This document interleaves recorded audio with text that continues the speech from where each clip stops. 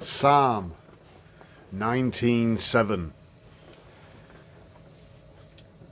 The law of the Lord is perfect, converting the soul. The testimony of the Lord is sure, making wise the simple. Right. These are the sort of corruptions they've done in the Bible. Okay. So, who are the simple? Well, those are people that are, they're not lofty businessmen.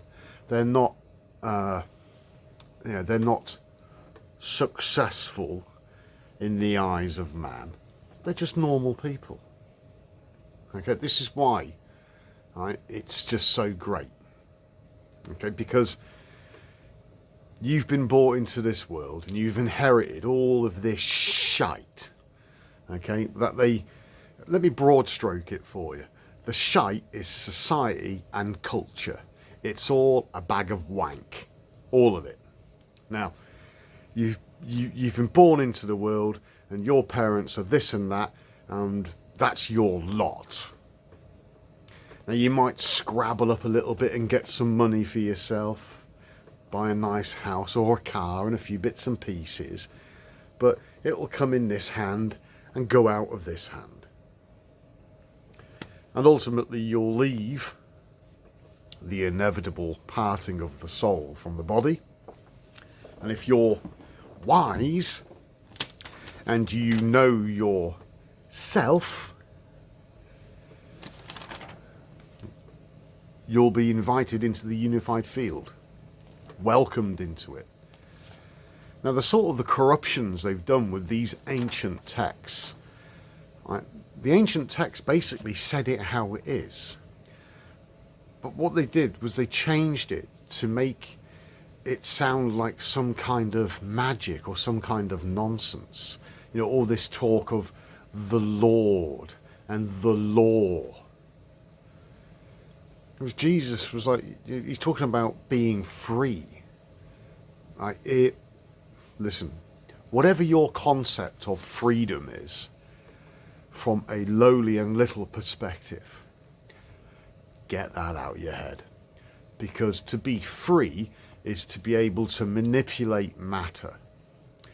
To be free is to be able to do what the universe does. That's what the inheritance is.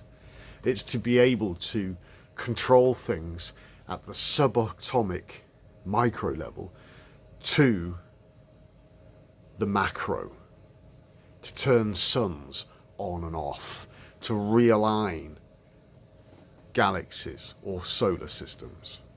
Because if you think about it this way, as a simple metaphor, speech is symbolic. Speech is symbolism. And we have spelling, and we use words, and we cast spells.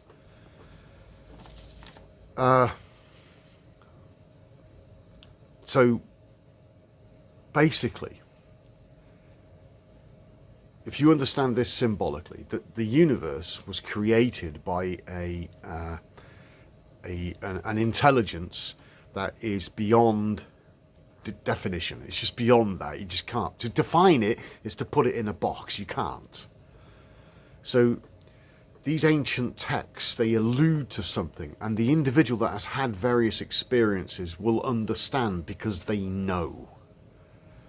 Now this experience is inside everybody, but when you become cognizant of it, then you start to chase it. Now you're on the path. And of course things pick up from there.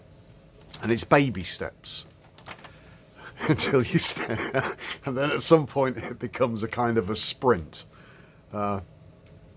It's not a race though. All in good time. It's a progression. It's a way. Now, so so speaking symbolically, he made the universe, but he did it on his own. And he's got his universe, it's made. And he's like, he's got the dinosaurs, and the dinosaurs are doing that. They're like, okay, that's the dinosaurs, right, get rid of that. Start a new chapter. And then came the mammals and stuff, all the dinosaurs have gone. So this cycle of life giving birth to new life, the upgrading or the manipulation, good manipulation of DNA by the creator. But he's done all this on his own. So he's been kind of like playing on his own, if you will. And basically the Torah, which is the first 5 books of the Bible, which is incredibly corrupted. But your own higher self will point out, it will tell you what you need to know. And when you know, it's not about knowing to speak about it. It's about an inward thing. You'll just know, and you'll know you're known because you'll be shown. And that's applicable to the individual. The individual will be shown. And of course, what the individual has been shown, then you'll try and explain it to other people that haven't been shown. And things get difficult because it's difficult to express. Hence the writings. To try and express the unexpressible. But the universe, the Father, if you will, is looking for his children to come home. Now, ultimately, everything that exists as matter is his. It's his creation. But if we look just at humanity, nobody visits him. He's kind of like sat on his own, if you will. I'm not painting a sad story, but you can imagine it. Kind of sat there, kind of like, I don't know, I've created all this and no fucker even visits me. I don't even get a hello. Occasionally some wanker winks at me. You get it? But the point of the matter is that the next universe will not be a sole effort. It will be made with his children. Because they'll do it together, so you'll become co-creators. And some of you might be having a bit of a mental one now. Think, what, the next universe? Well, there is so much of the universe now that we don't understand. There's so much of the universe now that we can't see or even begin to perceive because it's outside of our 5 senses. The 6th sense being your higher consciousness. It's hidden from you. But when New Jerusalem arrives, New Jerusalem is new consciousness, a new brain. These things get revealed. That's the lifting of the veil. When the veil gets lifted, you also recognize that your mind, that thing that you thought was you, is actually not you. That's the deception. That's the powerful deception that needs to be overcome. Now, but then you can create your new universe, and that might be impossible to grasp. But when you understand that everything is controlled by energy, and matter comes on and off 186,400 times a second, that's the flicker rate. And people think that we have speed and time. No, you don't. You just have a perception of speed and time, which is induced by the flicker rate. The fact of the matter is that each time it flicks on, that's now, and then it goes off. But this now happens 186,400 times a second, and there is only ever that one single now. There's never anything else. That's it. But that's in the box. When you're outside of the box, it's everything is. It just always is, because you're no longer bound by the restraints of 3-dimensional reality and time. So if you imagine 3D as a cube, and the 4th dimension is time, that's where we are. But when you transcend that, your thinking changes, and you perceive more synchronicities. Now, a synchronicity is these coincidences that just happen too often to be ignored, and they are literally calling out to people. So people seeing 1111 is an ideal example of a synchronicity.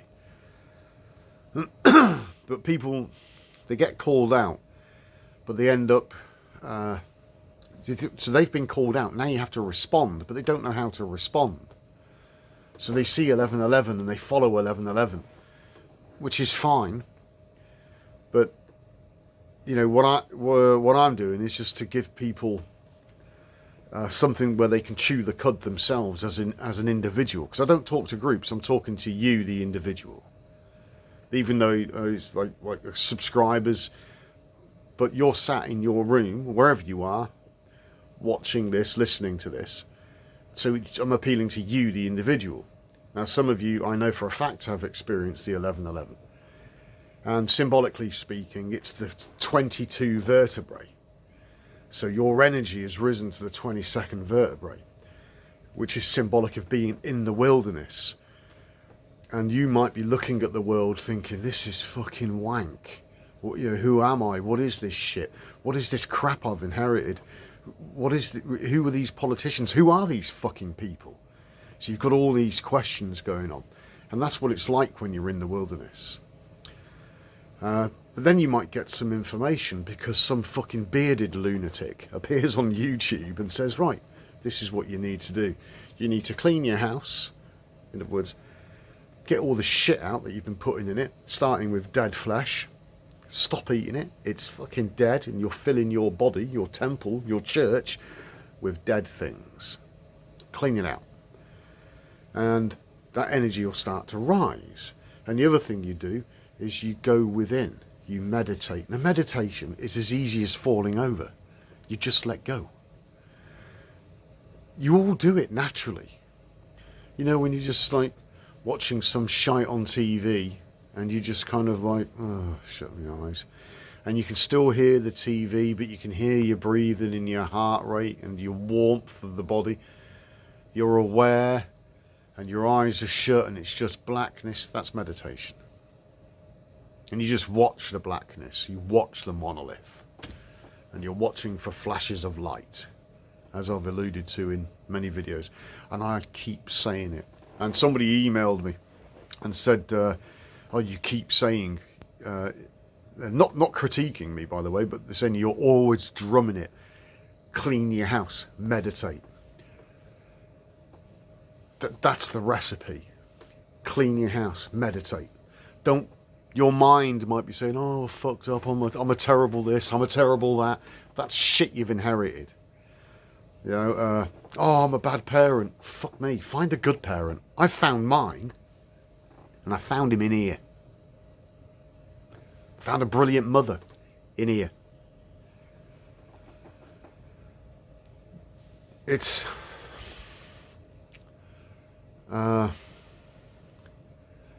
people say, oh, there's books for everything. There's books for all sorts of things. You can be an expert on anything by reading books and then practicing whatever it is you've learned. But there's no books on how to be a human. There's no books on the mind. Well, there is. It's the ancient scriptures. And once you get past all the dung, and the example of dung is Psalms 19:7. So I'll read it again. Oh, bollocks.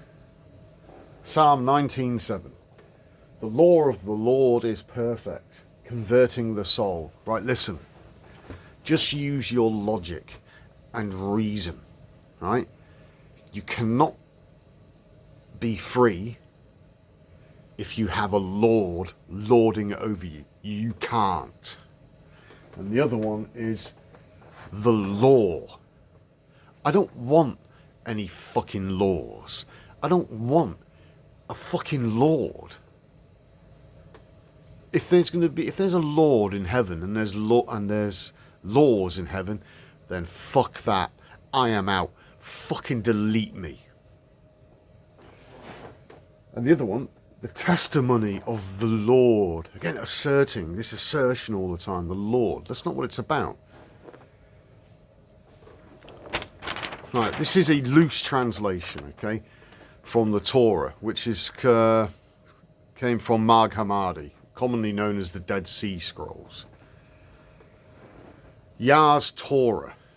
Just the name Yah, don't worry about that. When you're a child, you don't know your dad's name. You don't need to. Your dad knows you, okay? Torah. O-R in ancient Hebrew means light.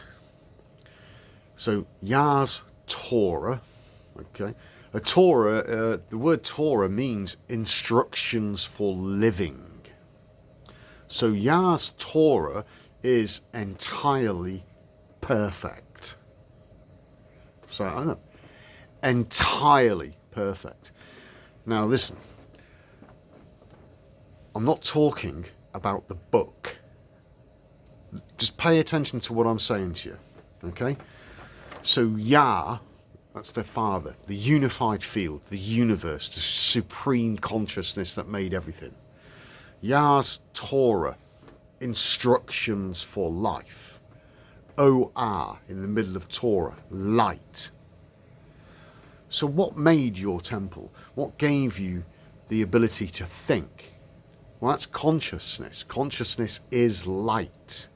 So it's the light within you. So Yah's light within you is entirely perfect. So when you clean your house and you've raised the energy, and then you're meditating, you're looking, right? You're watching, you're on fucking guard. You're gonna be a bit of a warrior about this. And you're watching because you don't want a thief to come and steal your light. Okay, and you'll see flashes of light.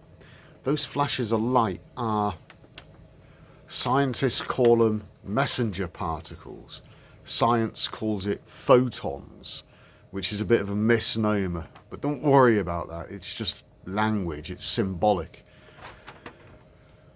Greeks called them angelos. The Hebrews called them malak, and today you call them angels. So you're receiving from something, and then your mind unpacks it over a period of time because your mind is always playing catch up. So yeah, so in basic modern parlance, I'm going to say to you is that the light within from the unified field is entirely perfect. Embrace those words, entirely perfect. It means it lacks nothing. It's entirely perfect. You know, I'll carry on. Restoring the soul. Well, restoring. To what? Yah's testimony is trustworthy and reliable. Okay, so when you're receiving, okay, that's him making a testimony to you. And then you unpack it, and then you have these epiphanies, these realizations, and then you realize it's trustworthy and reliable. Find me one fucking thing in this world that is trustworthy and reliable, and I will shave my head and cut off my beard. You won't find one. So Yah's testimony is trustworthy and reliable, making understanding and obtaining wisdom simple for the open-minded. How do you become open-minded? Meditation. You've emptied the cup. Look at the skull. It's a cup. When you meditate, you're putting the ego behind you. Get behind me, Satan. Satan means adversary. Adversarial, to higher. Okay? So, cup is empty. Means you're receptive. So, receptive, open-minded. Have you spoken to somebody who might have their mobile phone here, and you're talking to them, and you're speaking to them, and they're looking at you, and then they do this, and you're still speaking to them, but they're doing that on their phone. They're not being open-minded. They're not being receptive. You find it ignorant. You find it rude. Even when you do it, you know you're being rude. Okay? It's taking the time to get your ego mind just out the way. Okay, so you can receive. And then you'll know. You'll obtain wisdom. Okay? So that's how they've corrupted things. Laws and lords. They've taken the ancient scriptures and they've adjusted it, okay, to make the universe sound like some kind of lunatic, some kind of bully, some kind of narcissistic fuckwit. Love me or I'll kill you. That's just insane. But because people have got smarter nowadays, they look at this religious nonsense and they say, "Oh, fuck that," and nobody wants to know the truth anymore. But they might have a hankering for it. Oh, yeah, well, there must be something. There's got to be more to life than this. What's it all about? And they might, make a few tentative searches and go to the church, and then they're surrounded by brainwashed people that's hive mind groupthink. And if you say anything in the church that's against church doctrine and dogma, you'll be drummed out. And so people cling to each other, that sense of belonging.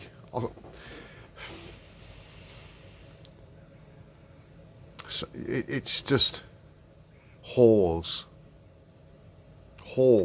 It's a fucking whorehouse. Because they're all fucking each other. Not physically, but mentally. One of them might have a realization and speak up about it. But the church elders who are there to maintain order in their bullshit pantomime. But so any normal thinking person, which is who I'm appealing to, wouldn't go anywhere near a fucking church. And fucking rightly so. In fact, in the future people will go near churches to fucking rip them down with their bare hands. Religion has killed more souls than any war. Because there are no wise people in the church. If you were wise, you won't go in a church. It's like another corruption. The fear of God is the start of wisdom. No. It says in the Torah as well, fear of me is learnt from your fear of me is inherited from your forefathers and learnt by rote.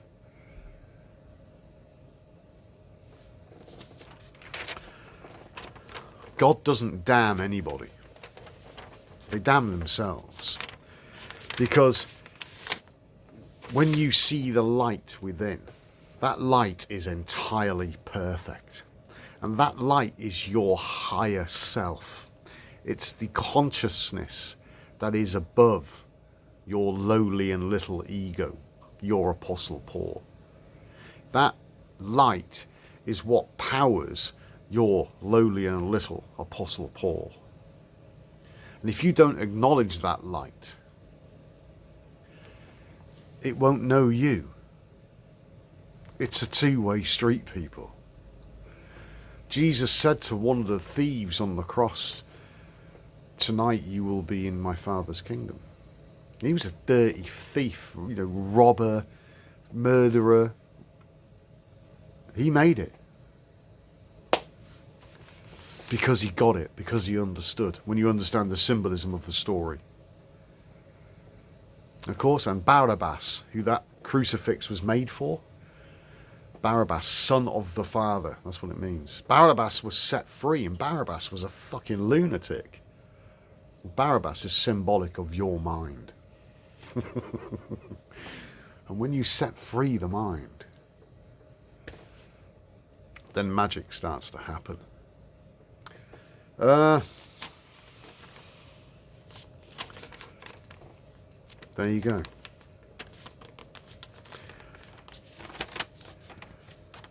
I'm smashing out lots of pearls here.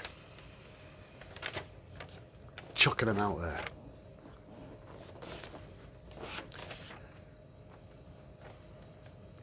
Those of you that know this, those of you that have had the experience, don't keep it to yourself.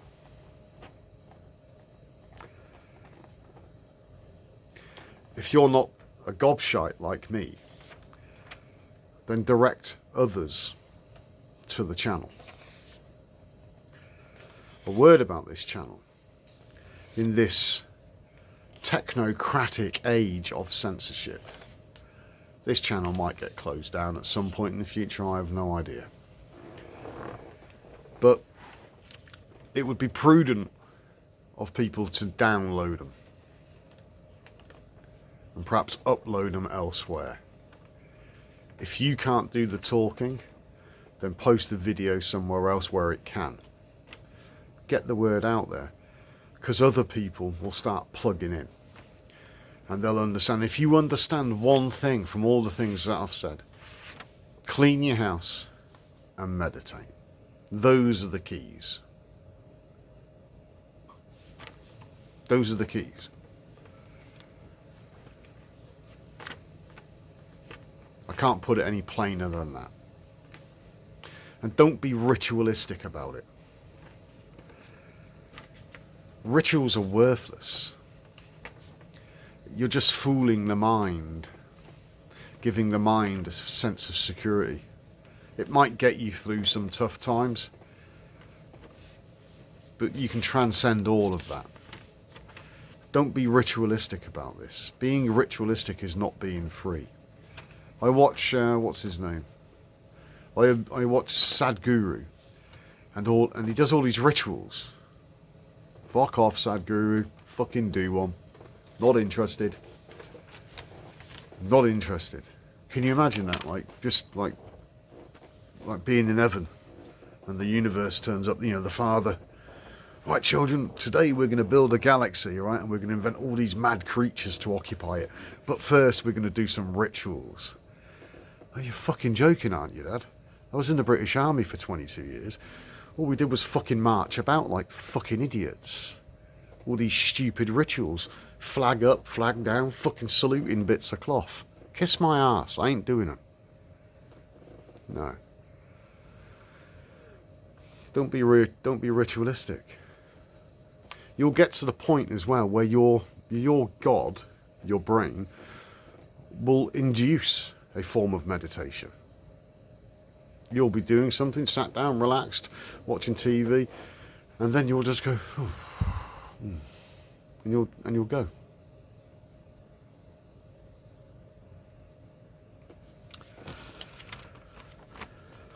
Don't be ritualistic. And that's it from me. So, to end, Yah's Torah, the instructions for living, the light within, is entirely perfect, restoring the soul. Yah's testimony is trustworthy and reliable. That testimony, in that it's from within, making understanding and obtaining wisdom, wise, dom means master, the light within, that's the wise master. And simple for the open-minded meditation.